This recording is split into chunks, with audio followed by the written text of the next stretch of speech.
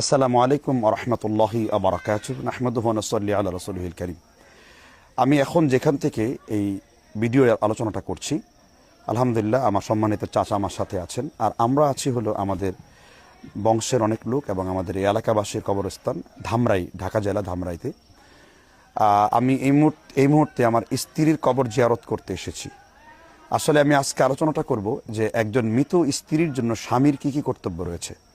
প্রথম কথা হলো, নিয়মিতই দিনক্ষণ ঠিক না করে যদি কখনো যাতায়াতের পথে বা কোনোভাবে স্ত্রীর কবর পড়ে, তাহলে তার কবর জিয়ারত করা। নবী সাল্লাল্লাহু আলাইহি ওয়াসাল্লামের হাদিস হলো, যখন কবর জিয়ারত করতে হয় এবং তখন তাকে জিয়ারত করতে থাকে, ওই মুহূর্তে মৃতদের আত্মারা প্রশান্তি লাভ করে এবং সে খুব আনন্দ ফিল করে। সুবহানাল্লাহ।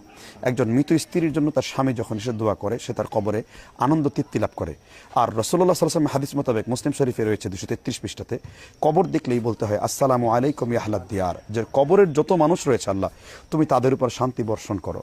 কেননা ইবনুল কাইয়িম জাওজি বলেছেন এক হাদিসের ব্যাখ্যায়, যখন অনেক চৌচির একটা ফাটা শস্যভূমিতে যখন একটু বৃষ্টির পানি পড়ে, সেটা যেমন সবুজ বর্ণ হয়ে যায়, তদ্রূপভাবে যখন আপনি কবর জিয়ারত করে কবরবাসীর জন্য কোনো দোয়া করেন, তখন তাদের কবরটা এরকম সবুজ, মানে এরকম নির্মল হয়ে যায়। এই জন্য প্রত্যেক স্বামীর উচিত তার মৃত স্ত্রীর জন্য দোয়া করা।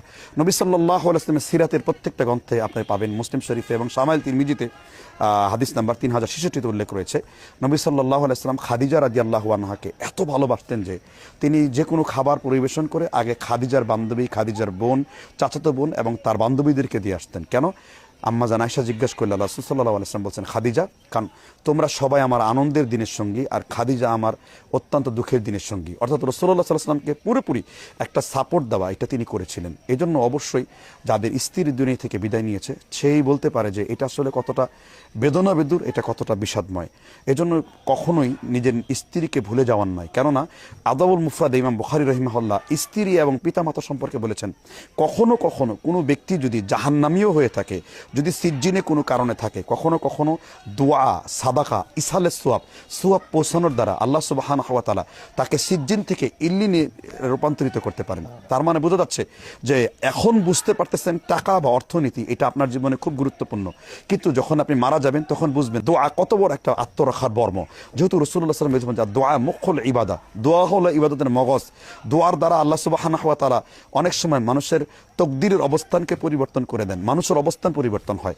এজন্য মৃতদের জন্য বেশি বেশি দোয়া, ইস্তেগফার, তাদের জন্য সাদাকা করা এবং তারা সবসময় করতে পারে। আর সেক্ষেত্রে আমাদের একটা ভুল ধারণা রয়েছে যে কবর জিয়ারত করার জন্য যে আমাদের কেবলামুখী হওয়া শর্ত কিনা। তবে প্রথম কথা হলো, যে কোনো দুয়াই আমরা কেবলাকে বেছে নিতে পারি, কারণ কেবলা একটা সুন্দর জায়গা। যে আল্লাহ বলছেন, ইন্না উদি আলিন নাস লাল্লাযী বিবাক্কাতা মুবারাকা, মক্কা বা কেবলা আমাদের জন্য হেদায়েতের মার্কাজ। আপনি যে কোনো দিকে ফিরেই দোয়া করতে পারেন, তবে প্রত্যেকটা দোয়ার একটা আদব রয়েছে। আর এই দোয়ার আদব বর্ণনা করতে যে মুহাদ্দিসগণ তারা কেবলাকে নির্ধারণ করেছেন, কেবলা করবে, কেবলার দিকে যাবে। আরেকটাই, আমরা আজকে এখন কবরস্থানের মধ্যে আছি, আমাদের অনেক সময় আমরা কবরস্থানের দোয়া করার কথা ভুলে যাই। যে কবর জিয়ারতের উদ্দেশ্যে আমরা বের হই, মনে রাখবেন জিয়ারতুল কবরের উদ্দেশ্যে কবরস্থানে ভ্রমণ করা ঠিক না। কারণ ভ্রমণের উদ্দেশ্যে শুধু 3টা জায়গায় জিয়ারত করতে পারেন, এটা মসজিদে নববী, মসজিদে হারাম, মসজিদে আকসা। তবে আপনি আত্মীয় স্বজনকে দেখতে যাবেন, পাড়া প্রতিবেশীর খোঁজ নিতে যাবেন, পাশে কবরটা পড়েছে, আপনি কবরটা জিয়ারত করবেন। তো আমি সবার কাছে দোয়া চাই কায়মনে বাক্যে, আমার আহলিয়া জান্নাতুন নাইমা, তিনি আপনারা জানেন যে 6 মাস পূর্বে আল্লাহ তাআলা দুনিয়া থেকে বিদায় নিয়েছে। সেই সাথে আমার এখানে আমার প্রাণপ্রিয় পিতা এবং আমার দাদা একজন আলেম ছিলেন, আমার দাদার ভাইয়েরা আলেম ছিলেন, এবং আমার দাদার বাবা বিখ্যাত একজন আলেম ছিলেন, মাওলানা মীর নাজিমউদ্দিন। এখানে অসংখ্য আমার ফুপিরা ঘুমিয়ে আছে। আল্লাহ যেন সবার কবরকে, এবং সাথে এই এলাকার গ্রামবাসী যারা তৌহিদ এবং ঈমান নিয়ে যারা দুনিয়া থেকে বিদায় নিয়েছেন, আল্লাহ তাআলা যেন সকলের কবরের আযাবকে ক্ষমা করেন। আল্লাহ যেন সকলকেই জান্নাতের আলা মাকাম দান করেন। আমাদের প্রত্যেকেই যেন মৃত ব্যক্তির কথা জিয়ারত করতে এসে যেন আমরা নিজেরা আমাদের নিজের সম্পত্তি সম্বল করতে পারি। এটাই হলো আসল কথা। কারণ রাসূলুল্লাহ সাল্লাল্লাহু আলাইহি ওয়াসাল্লাম বলেছেন, ক্বালা ইবনে আদম ইয়া মালি ইয়া মালি, আদম সন্তান বলে আমার মাল আমার মাল।